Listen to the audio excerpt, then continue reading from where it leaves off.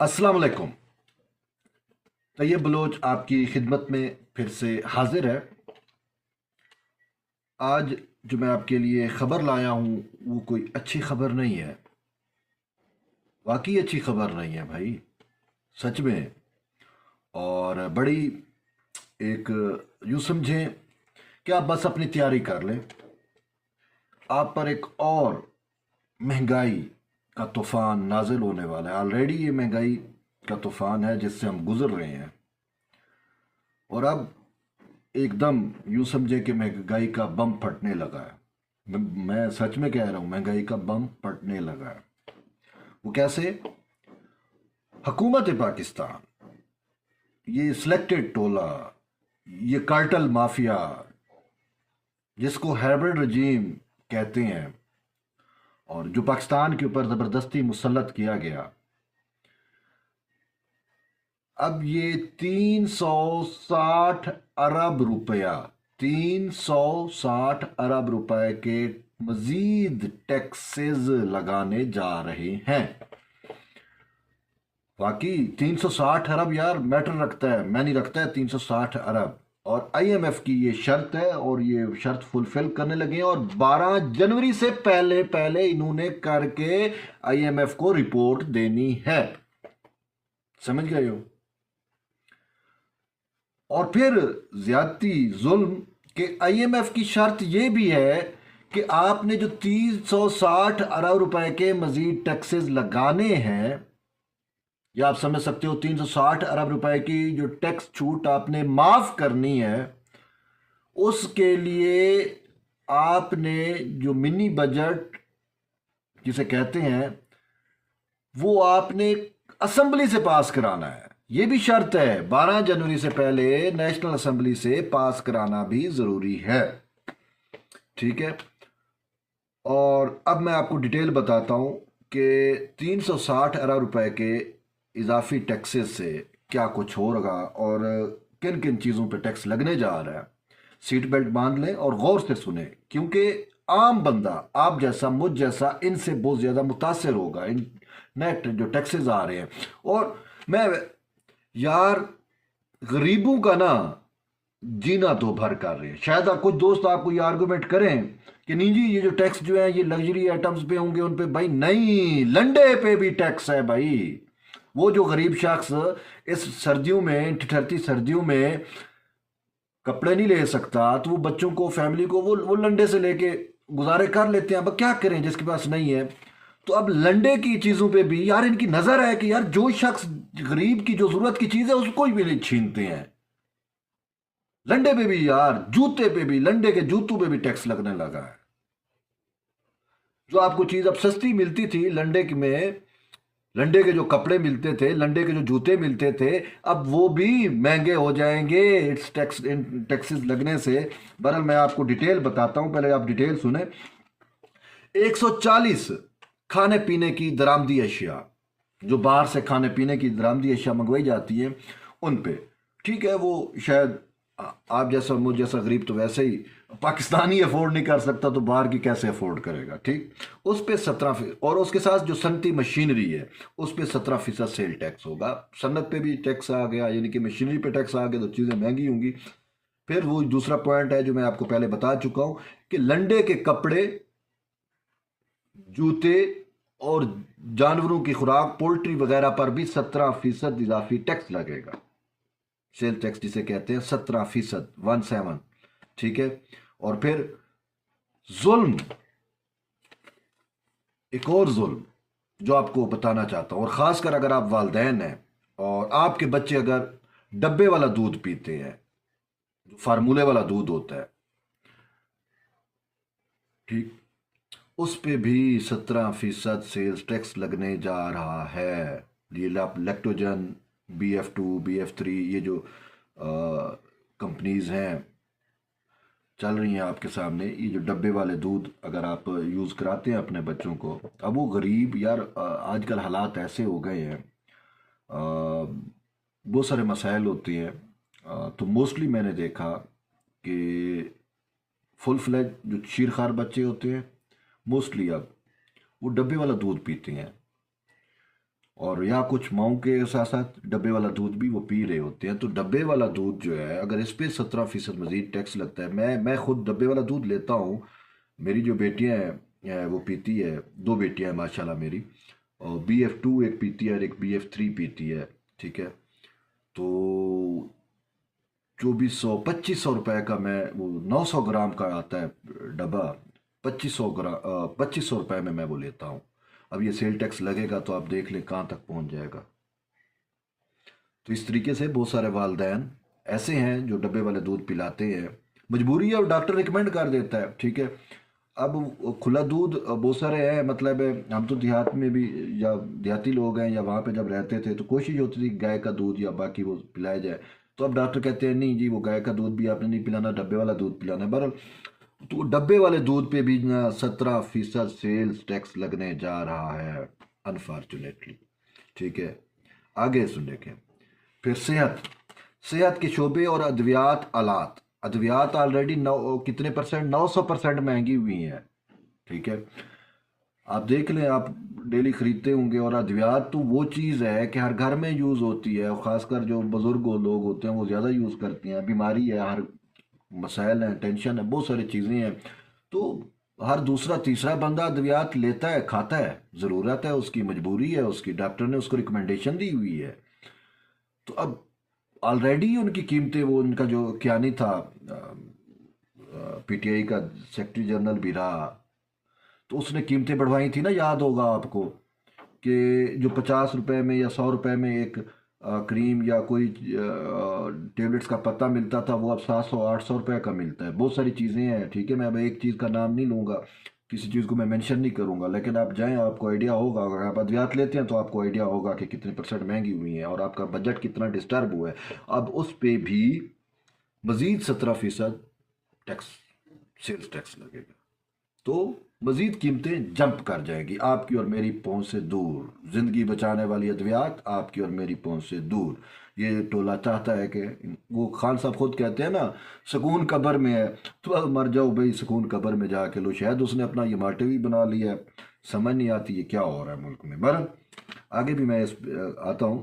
آگے پھر زرعی شعبے میں استعمال ہونے والی جو مشینری آلریڈی ہماری زراعت زبوں والی کا شکار ہے، اور آپ کو تو چاہیے اب آپ نے مشینری اور زراعت کے لیے جو چیزیں استعمال ہوتی ہیں اس پہ بھی آپ نے 17% سیل ٹیکس لگانے جا رہے ہو. کہاں پہ یار. پھر موبائل فون کالز پہ بھی 17% جو ہے وہ سیل ٹیکس لگے گا. اور اس کے ساتھ ساتھ جو نئے موبائل ہیں ان پہ 42,000 روپے کا اضافی ٹیکس لگے گا. یعنی کہ بس آپ خود سوچ لو کہ یار موبائل ہر بندے کی فون ضرورت ہے، ہر بندے نے سیلولر وہ سیل لینا ہوتا ہے، رکھنا ہوتا ہے اپنے پاس کمیونیکیشن کے لیے. اور آج کل ٹیکنالوجی اتنی ایڈوانس ہو گئی ہے تو ہر بندے کی کوشش ہوتی ہے کہ وہ اچھا سے اچھا رکھے، موبائل رکھے. تو اب کیا ہوگا؟ مزید مہنگے ہو جائیں گے. آپ کی پہنچ سے میری پہنچ سے اچھا آلریڈی یہ میں سچ بتاؤں، یہ جس موبائل سے میں ویڈیو بنا رہا ہوں وہ میں نے قسطوں پہ لیا ہے یار. ابھی تک میں نے اس کی قسطیں پے نہیں کی. تو مجھے بہرحال میں کیا کہہ سکتا ہوں، چیزیں مہنگی ہو رہی ہیں بھائی، بہت مہنگی ہو رہی ہیں. پھر جیولری پہ، چاندی سونے کی جیولری پہ، اور وہ بچے اور بچیاں، مطلب خاص کر والدین جنہوں نے شادیاں کرنی ہے، سونا چاندی تو یہ ہر گھر میں ہر چیز میں ضرورت ہوتی ہے. تھوڑا بہت تو دیا جاتا ہے اپنے اوقات اور اپنی اس کے مطابق، لیکن اس میں بھی 17% ٹیکس. اور پھر اور گاڑیوں پہ بھی ٹیکس. 800 cc سے اوپر کی جو گاڑیاں ہیں ان سب پہ ٹیکس ہوگا. اور آلریڈی آپ نے دیکھا کہ جو گاڑی 15 لاکھ میں ملتی تھی وہ آج 30 لاکھ میں مل رہی ہے. اسی ہیبریڈ جن 2018 کے بعد کی قیمتیں ہیں نا بھائی. یعنی کہ آپ میں سٹی دیکھ لو، 17-18 لاکھ کی تھی تو آج وہ آپ کو 30 لاکھ میں ملتی ہے. وہی والی جو آپ نے 2018 سے پہلے خریدی تھی، آج وہی آپ کو کہاں پہ ملتی ہے. یہ آپ آئیڈیا خود دیکھ لیتے ہو. ٹھیک ہے، دیکھ لیں. بھلا میرے پاس تو نہیں، میں اس میں وہ نہیں کر سکتا، لیکن کہنے کا یہ ہے کہ 800 cc سے اوپر کی گاڑیاں بھی مزید مہنگی ہونے جا رہی ہیں، اور 17% ان پہ بھی جو ہے وہ ٹیکس لگے گا. اور اس سے اور جو بڑی وہ ہے جس میں اوورال گاڑی تو کسی نے رکھنی ہے، لیکن بجلی کا بل تو ہر کسی نے ادا کرنا ہے نا. ہر گھر میں بجلی لگی ہوئی ہے، اس کے بھی بلوں میں مزید اضافہ ہونے لگا ہے بھائی. کہاں آپ یاد کرو گے کہ باجوہ صاحب نے کون سی رجیم ہمارے سر پہ مسلط کی. وہ پاشا صاحب تو ریٹائر ہو گئے، جو اس کو لے کے آنے والے تھے ظہیر الاسلام، وہ سب ریٹائر ہو گئے، اور وہ تو اربوں روپے لے کے تو اپنی کوئی پیزے چلا رہا ہے، پیزے کی شاپس کوئی کہاں پہ کہاں پہ، اور باجوہ صاحب کو تو ویسے بھی پوری آرمی کیا پورا ملک وہ چلا رہے ہیں، اس کو تو غرض نہیں ہے، یہ غرض ہے آپ کو اور مجھ کو جس پاکستان میں رہتے بھی ہیں۔ انہوں نے تو ریٹائر ہو کے شاید باہر ہی چلے جانا، جن سے آلریڈی جنہوں نے پاکستان میں تجربے کیے اور ناکام تجربے کرنے کے بعد وہ سب باہر بیٹھے ہوئے ہیں، مشرف صاحب باہر بیٹھے ہوئے ہیں، باقی دیکھ لیں ریل شریف یہاں سے ریٹائر ہو کے باہر بیٹھ گیا، اشفاق پرویز کیا نہیں یہاں کا آرمی چیف تھا اور وہی باہر چلا گیا، جزیرے سنا لیے ہوئے ہیں اور بابا اس نے آسٹریلیا کے اندر، ٹھیک ہے، آپ سے مجھ سے پیسے بابا لے گئے، وہ لے گئے، ان سے کوئی نہیں پوچھ سکتا۔ یہ نیب میب جو ہے نا یہ غریبوں کے لیے، سیاستدانوں کے لیے، ان کو رگڑا دو، ان کو مارو، ان کو جیلوں میں ڈالو، یہ کرو وہ کرو، ان سے کوئی نہیں پوچھتا، وہ کھا جاتے ہیں، وہ کچھ بھی کرے بابا، ان سے کوئی پوچھنے والا نہیں ہے۔ اور وہی اصل میں یہ انہی کے ناکام تجربے ہیں، یہ جو ہیبرڈ رجیم ہے، یہ جو آج مہنگائی کا آپ طوفان دیکھ رہے ہیں، یہ جو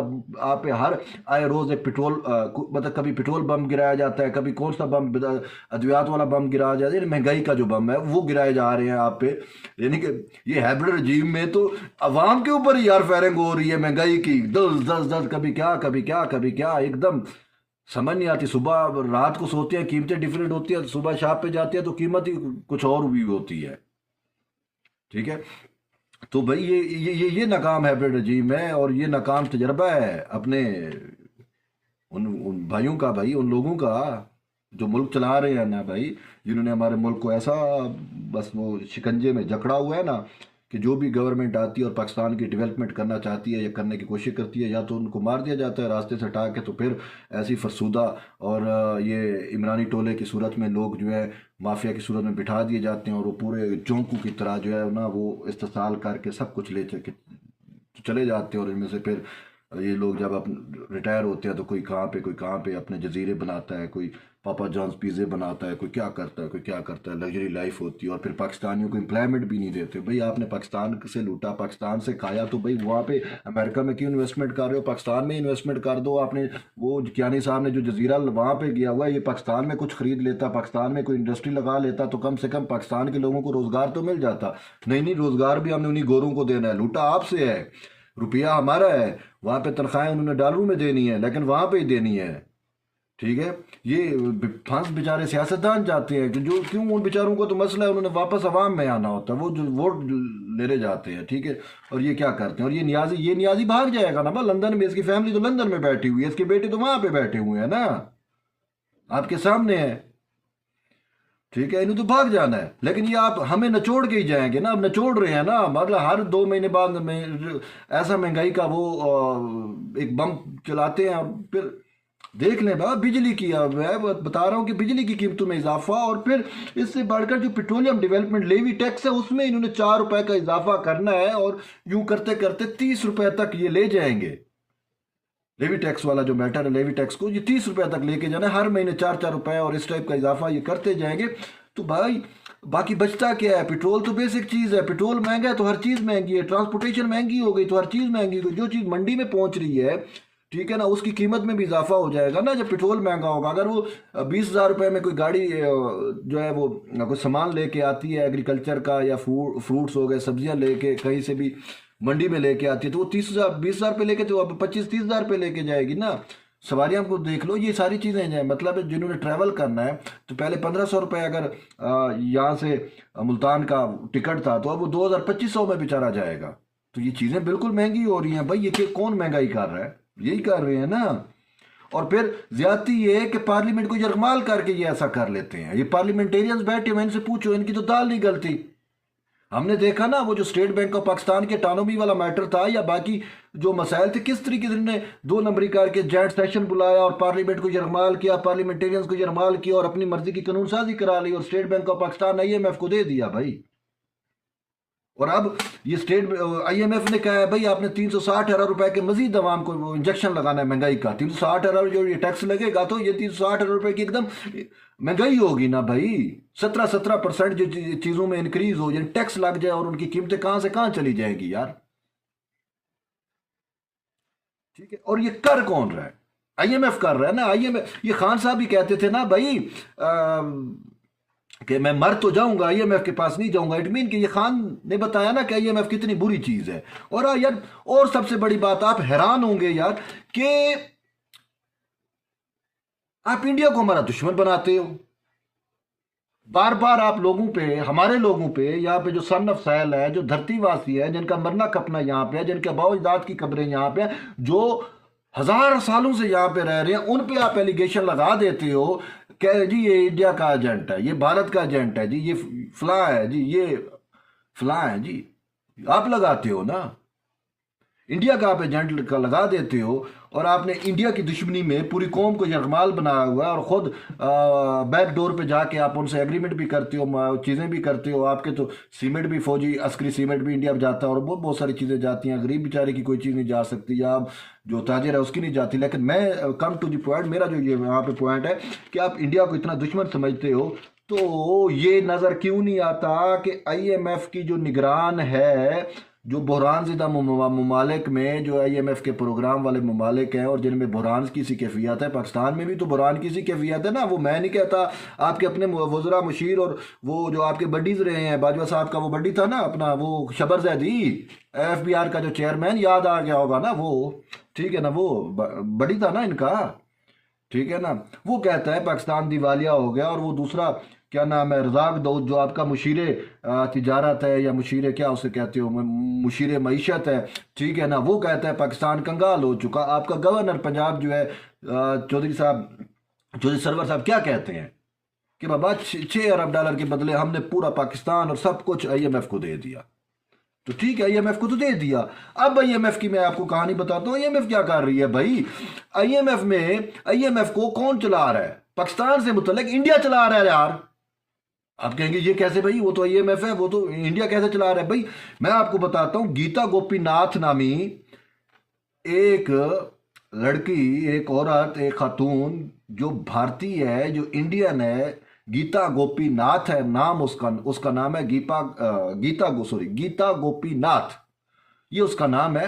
وہ آئی ایم ایف کی نگران لگی ہے، ٹھیک ہے، آئی ایم ایف میں وہ ان ممالک کی نگران لگی ہے جو بحران زدہ ممالک ہے، جو آئی ایم ایف سے پروگرام لے رہے ہیں، جو آئی ایم ایف سے فنڈ لے رہے ہیں، وہ مانیٹر کر رہی ہے، اور وہ جو چاہے گی ویسا ہی ہوگا۔ یعنی کہ اب آئی ایم ایف کے تھرو انڈیا جو ہے وہ پاکستان کی معیشت کو کنٹرول کر رہا ہے، لعنت ہے، شرم ہے ان پہ۔ انڈیا کے نام پہ یہ میزائل بناتے ہیں، انڈیا کو دشمن بنا کے یہ ٹینک بناتے ہیں، توپ بناتے ہیں، اور پتہ نہیں پورا ملک کا معیشت جو ہے وہ کیا کچھ کر لیتے ہیں۔ اب یہ ان کو موت آتی ہے، یہ ہیبرڈ وار ہے آپ پہ بھائی، اور یہ کس نے مسلط کی؟ یہی آپ کے ایجنٹ، یہ ہیبرڈ رجیم جس کو آپ لے کے آئے ہو۔ آپ کو اتنی عقل نہیں تھی یار، کوئی ایسے بندے لے کے آ جاتے جو ملک کو صحیح طور پہ چلا سکتا، لیکن وہی بات ہے نا کہ پھر جب آپ ہی اکانومک ہٹ مین ہو تو پھر ملک میں تو یہی کچھ ہونا ہے نا۔ بس میں کیا کہوں یار، وہ بھائی ان کو ماننا پڑے گا، وہ ہمارے آرمی چیف کو بھی رینٹ پہ لے لیتے ہیں، تو یہ تو ہماری اوقات ہے، اور ہمیں آپ بس بڑی بڑی باتیں بتاتے ہو، یہ کرتے ہو جی، وہ کرتے ہو، اور لوگوں پہ غداریوں کے فتوے لگاتے ہو، یہ کچھ آپ کا ہے۔ اب وہ گیتا گوپی ناتھ جو ہے، جو بھارتی ہے، وہ پاکستان کی مانیٹرنگ کرے گی، وہ پاکستان کو وہ چلائے گی، وہ ہماری پارلیمنٹ میں سے قانون سازیاں کروائے گی، وہ کہے گی کہ فلاں چیز بڑھاؤ، فلاں چیز بڑھاؤ، بجلی کے بل میں اتنا اضافہ کرو۔ ہر بھائی انہوں نے تو ہمارا جینا تو بھر کر دینا ہے، آلریڈی وہ ہمارے دشمن ہے، یہ بھارت سے دشمنی آپ نے ہمیں سکھائی ہوئی ہے نا۔ کبھی ٹینک بنا رہے ہو، کبھی توپ بناتے ہو، اور بتاتے ہو کہ بھئی ہمارا دشمن انڈیا ہے، تو اب وہ جو انڈیا آپ کی معیشت چلاتا ہے، تو وہ آپ کی دشمنی کہاں جاتی ہے؟ جب آپ انڈیا کے ساتھ کرتارپور کوریڈور کھولتے ہو تو اس وقت آپ کو دشمنی یاد نہیں آتی، لیکن آپ بلوچوں کا ایران والا بارڈر، مکران کا بارڈر بند کر دیتے ہو، ادھر پشتونوں کا آپ افغان والا بارڈر، یہ جو ترخم والا بارڈر ہے، یہ بند کر دیتے ہو کہ یار یہ جو صدیوں سے قومیں ایک دوسرے کے ساتھ ہیں، اور ان کی رشتہ داری بھی ہے، اور کچھ اس سرحد رہتے ہیں، کچھ سرحد اس پار رہتے ہیں، ان کے ساتھ تو آپ کی دشمنی ہے، ان کو آپ غدار وطن بھی کہتے ہو، ان کو آپ دہشت گرد بھی کہتے ہو۔ بھارتیوں کے ساتھ تو آپ کے مطلب پتہ نہیں، اب مجھے نہیں پتا قمر جوید باجوہ کی کیا رشتہ داری ہے انڈیا میں وکرم باجوہ کے ساتھ، کہ آپ یہاں سے آپ ادھر کرتارپور کوریڈور تو کھول دیتے ہو، ٹھیک ہے نا، باقی وہ آپ بارڈر نہیں کھولتے کہ وہ لوکل لوگ جو ہیں وہ اپنی تجارت، اپنی معیشت چلا سکے۔ اور پھر بات یہ ہے کہ آپ عام پاکستانیوں کو بھارت کے نام پہ بے وقوف بناتے ہو، لیکن جب وہ ایک بھارتی شہری جو ہے وہ آپ کی پوری معیشت کو کنٹرول کرتی ہے، تو اس وقت آپ کہاں جاتے ہو؟ یہ قمر جوید باجوہ صاحب جو ہمارے آرمی چیف ہیں اور کنسرن پرسن ہے، بھائی مجھے تو عمران نیازی سے کچھ نہ لگے نا، مجھے تو یہی پتہ ہے کہ یہی لوگ فیسیلیٹیٹ کر کے لے کے آئے تھے، اور اب ان کا تجربہ ناکام ہوا تو یہ خاموش ہوئے بیٹھے ہیں، ورنہ یہ تو بولنے بھی نہیں دیتے تھے، میڈیا پہ بھی کسی کو نہیں بولنے دیتے تھے نا، آپ کے سامنے ہے بھائی۔ اب ان کو سمجھ نہیں آ رہی، ان کے دماغ چکرائے ہوئے ہیں کہ کیا ہو رہا ہے، اور اسی وجہ سے آصف زرداری نے کہا کہ تجربے ناکام ہو چکے ہیں، ٹھیک ہے، اب یہ ہمارے پاؤں پکڑ رہے ہیں، محنت کر رہے ہیں کہ بھائی آپ بابا، آپ ہمیں بچاؤ، ٹھیک ہے. تو اب میں آپ کو یہ بتا رہا ہوں کہ یہ آئی ایم ایف اتنی گندی تھی نا، خان صاحب نے کہا تو باجوہ صاحب خود جو معاشی کمیٹی ہے پاکستان کی، ایک کمیٹی بنی ہوئی ہے قومی سلامتی کی جیسے کمیٹی ہوتی ہے، اس طریقے سے معیشت معاشی بھی سنا ہے کہ کمیٹی بنی تھی، اس میں باجوہ صاحب کو باقاعدہ جو ہے وہ ممبرشپ دی گئی تھی، وہ اس کے ممبر ہیں. اور یہ I S P R tweet کرتا تھا نا بھائی، یہ ملک کی معیشت جب نواز شریف کی حکومت تھی یا اس کی آئی ایس پی آر سے ٹویٹ آتے تھے کہ بھائی ملک تو زبو حالی کا، ہمیں تو نہیں، اس ٹائم تو یہ حالات نہیں تھے کنٹری کے، اس ٹائم تو آپ کے ٹویٹ آتے تھے. اب جب ایک بھارتی شہری جو ہے یا بھارتی نیاد گیتا گوپی ناتھ آپ کا بجٹ بنواتی ہے، آپ کی پارلیمنٹ کو بلڈوز کرا کے، جس طریقے سے مجھے پتا ہے جو پارلیمنٹیرین یہاں پہ بیٹھا ہے وہ تو عوام سے ووٹ لے کے آیا نا، اس کی تو کوشش ہوتی ہے یا ہوگی کہ اس ٹائپ کے جو ظالمانہ بل ہے جو عوام کے اوپر جو ہے وہ مہنگائی کے بم ہے وہ نہ گرائے جائے، تو انہوں نے مخالفت تو کرنی ہے. تو پھر پارلیمنٹ کو بلڈوز کون کراتا ہے؟ آپ نے دیکھا نا کہ اسٹیٹ بینک آف پاکستان کا میٹر آپ کے سامنے آیا تھا نا، کہ یہاں پہ جو پارلیمنٹیرینز تھے ان کی یہ کوشش تھی کہ یار یہ جو ہے یہ اسٹیٹ بینک آف پاکستان کی اسٹیٹ سے بھی باہر چلا جائے گا، یہ ڈائریکٹ آئی ایم ایف کے کنٹرول میں چلا جائے گا، تو ہم ایسا نہیں ہونے دیں گے. انہوں نے ہر ممکن کوشش کی لیکن وہ بلڈوز کرا کے وہ کر لیا. اور پھر بلڈوز کس نے کرایا؟ بات یہ ہے کہ جو عمران خان کے اتحادی ہیں، ٹھیک ہے نا، وہ تو اس ٹائم اپوزیشن کے ساتھ تھے اور کہہ رہے تھے، پھر رات کو ان کو فون جاتے ہیں خبردار آپ نے خان کا ساتھ دینا ہے، ہماری ہائبرڈ رجیم کو، ہمارے فارمولے کو، ہمارے تجربے کو آپ نے ناکام نہیں کرنا. تو it mean the thing is very simple, چیزیں بہت آسان ہیں. اور وہ کیا ہے کہ عوام کا جو خون نچوڑا جا رہا ہے نا، عوام کا جو خون نچوڑا جا رہا ہے اس میں قصور خان کا نہیں ہے، خان کو لانے والوں کا قصور ہے. سچ میں کہہ رہا ہوں. جب تک یہ دیکھیں یار، مجھے سمجھ نہیں آتی کہ یار آپ نے جو کچھ بھی کرنا ہے نا آپ کرو، آپ کو کون روکتا ہے؟ آپ کے پاس تو پاور ہے، آپ کے پاس تو طاقت ہے، آپ کے پاس اختیار ہے، آپ بلا شرکت غیر ہے، آپ کے پاس وہ طاقت کا کسی کا مد مقابل بھی نہیں ہے نا. آپ کے پاس گنے بھی ہیں، بلڈوز سب کچھ ہے بھائی، کیا کچھ نہیں ہے آپ کے پاس؟ کوئی بیچارہ پارلیمنٹیرین یا کوئی پولیٹیکل لیڈر کوشش بھی کرتا ہے تو آپ تو اس کو جیلوں میں بند کرا دیتے ہو، سالوں سالوں اس کے مقدمات نہیں چلتے، آپ کو کسی کو شہید کرا دیتے ہو، کسی کو قتل کرا دیتے ہو، کیا کچھ نہیں آپ کرتے، آپ سب کچھ کرتے ہو. یار سب کچھ کرتے رہو، کم سے کم عوام کو تو جینے دو یار، عوام کو تو جینے دو. آپ نے تو عوام کو بھی نہیں جینے دے رہے. تو میں تو یہ پھر کہوں کہ یہ جو چونکے ہیں نا سب سے بڑی اس ریاست کا جو خون نچوڑ رہی ہے وہ آپ لوگ ہو. آپ یونیفارم میں ہوتے ہو، جب یونیفارم میں ہوتے ہو تو آپ خود پہلے تو اپنے ہی حلف کی آپ خلاف ورزی کرتے ہو. According to the constitution of Pakistan, آئین پاکستان کے مطابق، اور آپ کا جو حلف ہے اس کے مطابق آپ تو سیاست میں انوالو نہیں ہو سکتے. لیکن آپ تجربے کرتے ہو، آپ مینڈیٹ چوری کرتے ہو اور پھر ٹویٹ بھی داغتے ہو. جی آپ کو تو وہ آفیشیل ٹویٹ ہے نا، وہ وہاں سے ٹویٹ داغے جاتے ہیں نا. تو آپ کیا کر رہے ہو یار؟ عوام کو تو جینے دو، آپ نے جو کچھ کرنا ہے کرو، آپ کو کوئی نہیں روکتا. عوام کو تو جینے دو یار، کم سے کم عوام کے اوپر تو ہے. بس کیا میں کہوں. اور یہ عوام کا بھی قصور ہے بھائی، عوام کا بھی قصور ہے. کیوں قصور ہے؟ کہ بھائی حب الوطنی کے اندر عوام جو ہے وہ اتنی وہ بھائی جو جس دھرتی کی کھاتا ہے نا اس دھرتی سے وہ مخلص ہوتا ہے. ٹھیک ہے، میرا نہیں خیال کوئی غداری کر سکتا ہے. لیکن آپ کو سچ بات بتاتا ہے، جو ان کی مینوپولیشن آپ کو بتاتا ہے کہ بھئی یہ دیکھیں بات سمپل سی ہے کہ جو ہمارا دشمن ملک ہوتا ہے نا، جو دشمن ہے بہت سارے ہیں، کوئی ایک نہیں ہے، بھارت بھی ہے، عربی بھی ہے، سارے کچھ ہے. تو وہ اگر اوپر کی ایک ہیڈ کو مینیج کر لے تو پوری ریاست یرغمال بنا لیتے ہیں نا. یہی ہائبرڈ وار ہے نا، اور یہی کچھ تو پاکستان میں ہو رہا ہے بھائی. آپ کے اوپر کی جو ہرارکی ہے، جو مین جن کے پاس پاور اور اختیار ہے، وہ بھائی یہ ان کے، میں سچ کہہ رہا ہوں، یہ ان کے ایجنٹ بنے ہوئے ہیں. نہ ہوتے ایجنٹ تو آج یہ گیتا گوپی ناتھ جو ہے وہ پاکستان کی معیشت چلاتی. یہ بھارتی شہری گیتا گوپی ناتھ یہ ہمیں بتاتی کہ بجلی کے بلوں میں اضافہ کرو، یہ بتاتی کہ آپ نے یہ کرنا ہے، آپ نے وہ کرنا ہے، یہ کہتی کہ آپ نے پارلیمنٹ سے. جی اچھا پھر آئی ایم ایف کی شرط دیکھو، اس کو پتہ ہے، اس نے کہا ہم آرڈیننس کو نہیں مانیں گے، آرڈیننس کو ہم نہیں مانتے. ٹھیک ہے، باقاعدہ اس نے کہا ہمیں پارلیمنٹ کے ذریعے بل چاہیے، منی بجٹ پاس شدہ چاہیے. اب حکومت نے 12 جنوری کو چھٹی جائزہ جو کمیٹی یا اجلاس ہونا ہے اس کے ساتھ آئی ایم ایف کے ساتھ، اس میں حکومت نے یہ سب کچھ کر کے اس کو رپورٹ دینی ہے۔ اب حکومت کو یہ پتا ہے کہ آئی ایم ایف یہ جو ہے اپنا پارلیمنٹ میں شاید ایسا نہ ہو پائے، تو وہ یہ اٹیمپٹ کر رہی ہے کہ پہلے ہم جو ہے وہ آرڈیننس لے لیتے ہیں اور پھر ہم اجلاس بلائیں گے اور وہی مینوپولیشن کرا کے اور فوجیوں سے وردیوں والوں سے ان کو فون کرا کے جو لوگ کچھ ہیں اتحادی وغیرہ پریشرائز کرا کے ہم بل پاس کروا لیں گے۔ حکومت کی یہ تجویز ہے، یہ ترکیب ہے، اور وہ یعنی کہ عوام کے اوپر جو مہنگائی کے بند کر رہے ہیں، تو اس میں وہی لوگ گراتواتے ہیں نا، ورنہ پارلیمنٹیرین بہت سارے ایون کے اتحادی جو ہے وہ نہیں ساتھ دینے کو تیار کہ بھئی ہم نے عوام میں جانا ہے، ہم عوام کو کیا جواب دیں گے؟ تو اوپر سے فون آ جاتا ہے نہیں جی آپ نے لازمی جو ہے ووٹ ڈالنا ہے، تو وہ کیا ہو جاتا ہے پھر اسی طریقے سے جیسے اسٹیٹ بینک آف پاکستان چلا گیا، پھر یہ 360 ارب روپے کا جی اضافی ٹیکس جو ہے وہ آپ پہ آ پڑے گا۔ اور میں نے بتایا کہ وہ جو کہتے ہیں جی یہ دیکھو سمپل بات ہے، گاڑی سے بھی مجھے کچھ نہ لگے، لیکن دودھ کے ڈبہ تو ہر غریب اور امیر کا بچہ پیتا ہے نا، جس کے چھوٹے بچے ہیں، جن کے شیر خوار بچے ہیں، ان کو پتہ ہے نا دودھ کے ڈبوں کا۔ یا وہ غریب بیچارے کو اس سردی کے اندر اور کیا چاہیے؟ لنڈے کا کپڑا چاہیے نا، ٹھیک ہے نا، تو وہ لنڈے کا کپڑا بھی آپ مہنگا کر رہے ہو کہ وہ لنڈے کے کوٹ بھی نہ خرید سکے، لنڈے کے جو شوز ہیں، لنڈے کی جو وٹ ایور جو جرسیاں سویٹر جو چیزیں چل رہی ہوتی ہیں، اور بیچارے کا جو غریب شخص ہے اس بیچارہ وہ تو یہی کرتا ہے۔ اب وہ پوری فیملی کے لیے اگر وہ سردیوں کے کپڑے لینا شروع کر دے تو 15-20 ہزار وہ بیچارہ کہاں سے لائے گا؟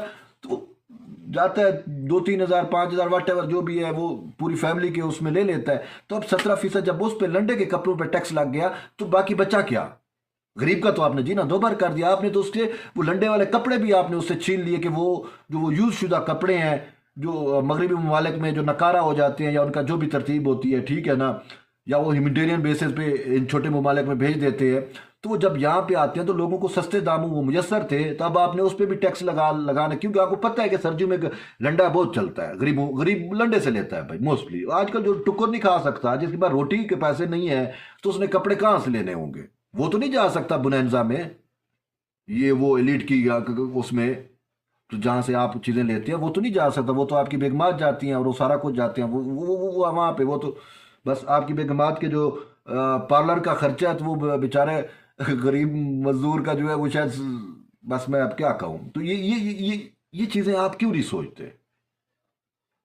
آپ کی اتنی عقل ماری گئی ہے؟